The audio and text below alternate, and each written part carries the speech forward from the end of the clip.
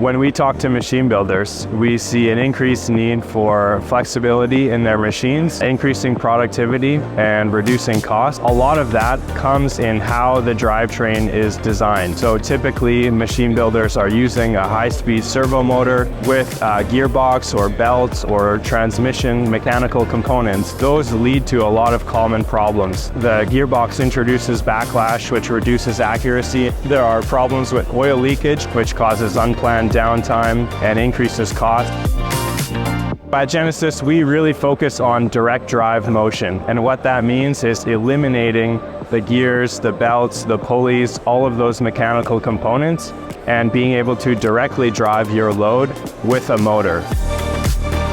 We're very excited to introduce this new product, the Drive LDR Direct Drive Motor Series, and we've actually partnered with Synapticon to integrate their Circulo drive into the back of our motor.